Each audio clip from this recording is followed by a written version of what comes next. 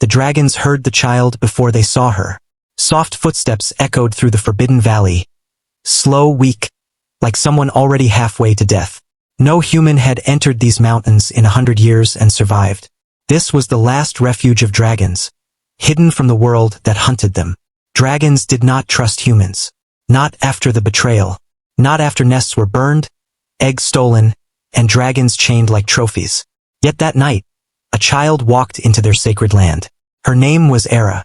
She was 9 years old, cold, starving, and alone. Her village no longer existed. The king's soldiers had come with fire, laughing as homes turned to ash. Her parents had died shielding her body with their own.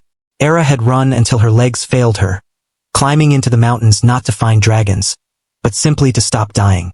Snow fell as she stumbled into the valley. Beneath the stone arch, she felt warmth. There, near the entrance of a nest, a dragon hatchling slept, curled tightly, too young to sense danger. His name was Rin. Era collapsed beside him without thinking. She wrapped her arms around his warm scales, and for the first time in days, she slept. Ancient eyes watched. Queen Vaelthra stepped forward, scarred and powerful. One wing still bore the wound of a human spear from long ago. Elder dragons growled. A human. Kill her. She will bring hunters. She is poison. Vaelthra raised her claw. One strike would end the threat. Then Rin moved. The hatchling placed himself between the queen and the child, spreading his tiny wings. A weak sound escaped him. Not a roar, but a plea. Vaelthra froze. He protects her.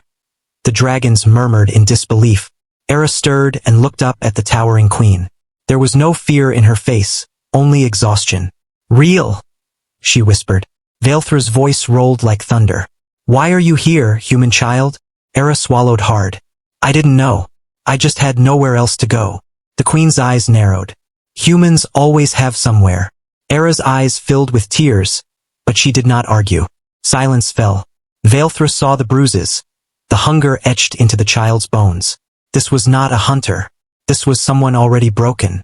That night, Vaelthra allowed her to stay, not out of mercy but caution. Days passed.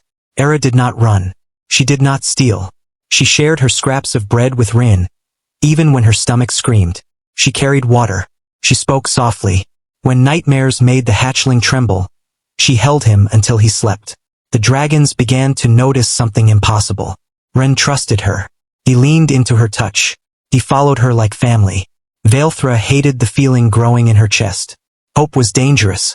Humans always ruined everything. Then the soldiers came. Captain Morgan entered the mountains with nets and poisoned spears. His armor gleamed with stolen dragon scales. The nest is near, he said, smiling. The king will pay in gold. Dragons roared warnings. Vaelthra flew forward despite her injured wing.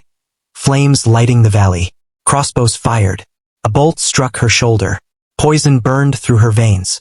Morgan's eyes locked onto Rin. Take the hatchling alive. Era grabbed Rin, pulling him back. Morgan laughed when he saw her. A human girl among dragons. How sweet. He raised his spear. Kill the young one. Break the queen. Era stepped in front of Rin, shaking violently. No. Move, child. Morgan sneered. She spread her arms wide. You'll have to kill me first. The soldiers hesitated, confused. Morgan only smiled darker and thrust the spear. Time slowed. Rin screamed.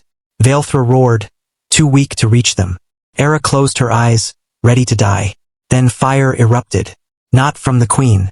From Rin. Golden flames burst from the hatchling's mouth. Wild and untamed. The spear melted midair. Morgan stumbled back in terror. Rin stood trembling, eyes glowing like stars.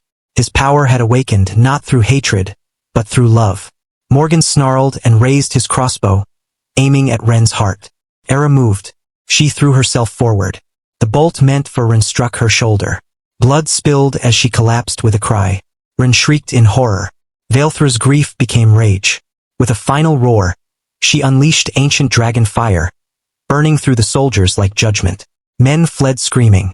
Morgan was consumed by flames. Silence returned. Only Era's weak breathing remained. Vaelthra lowered her massive head beside the child. Ren pressed against her, crying like a lost soul. Why would you sacrifice yourself? The queen whispered, her voice breaking. Era smiled faintly. Because he trusted me. Something shattered inside the Dragon Queen. Humans had never sacrificed for dragons, only taken. Veilthra placed her claw gently over the wound and breathed healing fire. Warmth, not destruction. Mercy, not death.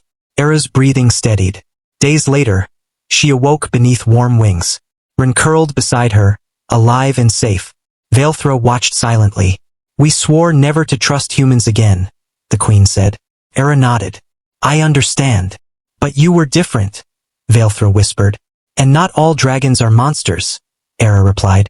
The other dragons gathered, quiet and thoughtful. They had seen it, a human child bleeding for a hatchling. A hatchling awakening power through bond. Hope was dangerous, but destiny was stronger. Veilthra lifted her gaze to the sky. The world will come for us again. Era placed her small hand on Ren's scales. Then we face it together. Ren released a small roar, like a promise. And in that scarred valley, the first bridge between dragons and humans was born. Because sometimes the smallest act of kindness can rewrite history. And sometimes, the one who sleeps beside your young is not your enemy. They are the future. Please follow my channel for more videos. One click from you can change my life.